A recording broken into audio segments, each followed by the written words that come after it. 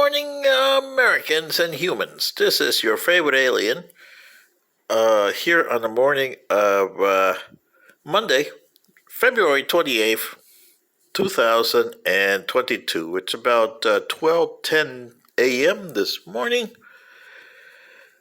And wow, in the last 24 hours, you guys have had a lot to think about over there, haven't you? So here's an alien warning concerning President Putin.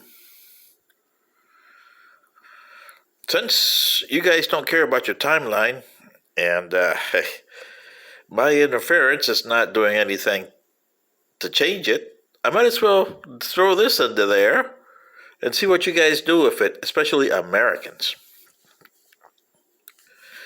In the next coming days, President Putin is going to get his objectives of Kiev, but he won't capture President Zelensky that easy. But you don't understand his objectives. He knows he can't control a size of Texas type territory for a long time. It'll take a lot of troops, a lot of money, and a lot of treasure and lives to control Ukraine. He never considered controlling Ukraine. Ukraine was a means to an end. All he wanted to do was satisfy that the Ukrainians would fight like hell, which they have. Notice he hasn't employed all his forces. He hasn't employed incendiary bombs. He could have.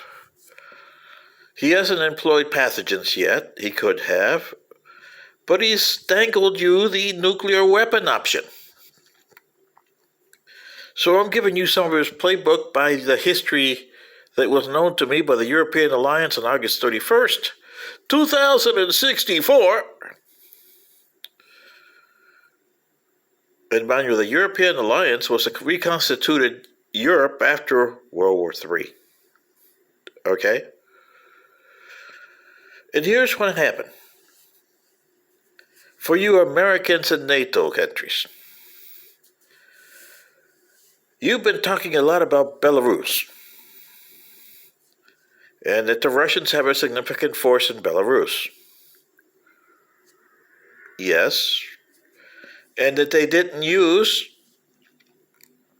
the entire force that they put in Belarus to go into Ukraine. Have you ever figured out why? So the objective of Putin is to attack you guys two ways. One, and this is Americans and Europeans. You guys, for an advanced civilization, are stupid as far as I'm concerned, because you haven't seen Mr. Putin's playbook yet. He's advancing, and he's going to, sure, give the little lip service to Kiev and keep him a little occupied. But his main goal is go to the border with Poland. That's where he wants to go. The border with Poland. And get the Poles a little upset over there. Because remember, from Kiev to Poland is what, 40 miles or so to the border, I believe? Is that right? Yoo-hoo! Okay. But his main concern is, what is he going to do with the force he left in Belarus and other forces? Because Belarus has a big border with the Russian Federation. Yeah. And it's got a big border with Lithuania. Yoo-hoo! Lithuania! And from the Belarus border, Vilnius, the capital of Lithuania, is only 40 kilometers. Yoo-hoo! That's less than, with that 30 miles from the border at Belarus, Americans. Can you understand me there, President Biden? Yoo-hoo! So if he takes the force that remains in Belarus, add some more forces from Russia coming into Belarus, into the northern border with Lithuania, and use the force that he has already in Ukraine to bypass Kiev, and with the main articles that he has at his disposal, go to the Polish border and engage in a full-scale attack. And at the same time, from Belarus, attack the border with Lithuania in a full-scale attack.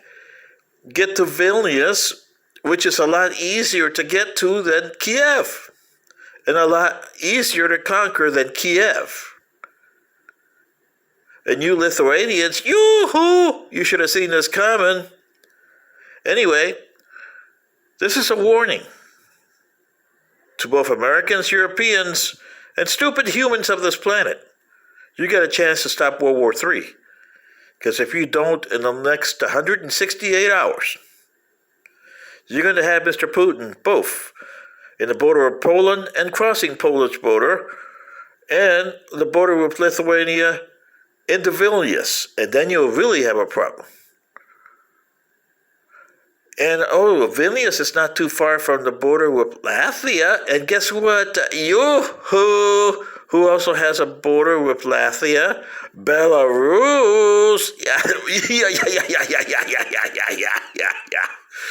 Do you get my point, Americans and humans? This is your favorite alien. Good day.